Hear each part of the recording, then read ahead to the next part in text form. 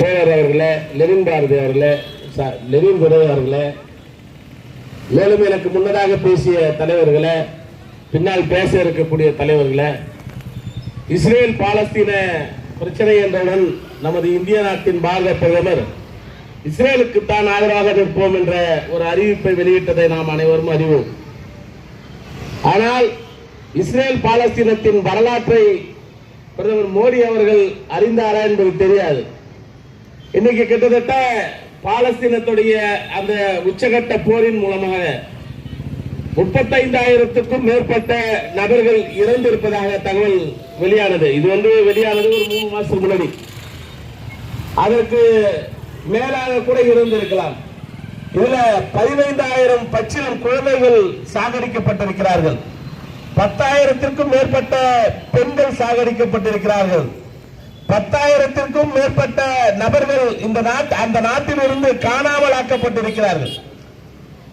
இப்படிப்பட்ட ஒரு கொடுமை இந்த தேசத்திலே நடந்து கொண்டிருக்கக்கூடிய வேளையிலும் நாடு முழுவதும் நாம் அமைதி காத்துக் கொண்டிருக்கிறோம். மதிப்பிற்குரிய அருமை அண்ணன் பாவாணன் அவர்கள் பேசும்போது குறிப்பிட்டு சொன்னார், ஈழத்தமிழர் பிரச்சனை ஒட்டுமொத்தமாக ஈழத்திலே கொத்து கொத்தாக அங்கு மக்கள் கொண்டு குவித்த போது எழுந்து உலக நாடு முழுவதும் இருக்கக்கூடிய தமிழர்கள் போராடினார்கள். ஆனால் இன்று பாலஸ்தீனத்திலே தொடர்ந்து நடக்கக்கூடிய அந்த கலவரங்களுக்கு எதிராக போராடுவதற்கு, உரிமையை பேசுவதற்கு, ஜனநாயகத்தை கேட்பதற்கு கூட நாதியற்ற நிலையிலே பாலஸ்தீன மக்கள் இன்று இருந்து கொண்டிருக்கிறார்கள் என்பது வேதனைக்குரிய ஒரு விஷயமாக இருக்கிறது. யூடியூப்ல போய் பார்த்தீங்கன்னா தெரியும். இங்க ஒரு குழந்தை ஆத்தின்னு ஒரு குழந்தை செத்துது, ஒரு சின்ன பச்சையில குழந்தை ஒன்று செத்துது, கொடுமை பண்ணி சாவடிச்சான். எல்லாரும் கொந்தளிச்சு எழுதும்.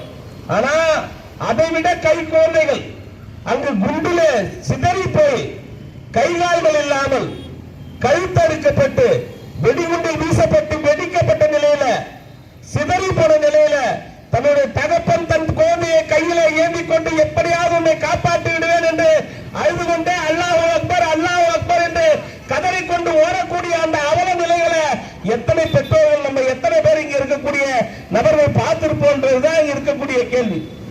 பாலஸ்தீன போர் என்ற தகவலை அறிவதற்காக பொதுத்தளங்களிலே வெளியிட்டாலே அந்த பொதுத்தளங்களிலே உண்மையான தகவல்கள் என்று வெளிவருவது கிடையாது.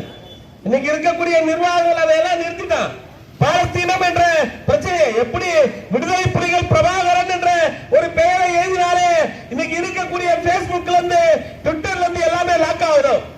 அதே போல பாலஸ்தீன உச்சகட்ட போர் தொடர்பாக ஏதேனும் ஒன்று தெரிந்து கொள்ளலாம் என்றால் அந்த ஆய்வு இருக்கக்கூடிய மக்கள் மத்தியில் போயிடக்கூடாது. இங்க இருக்கிற மக்கள் எந்த தகவலையும்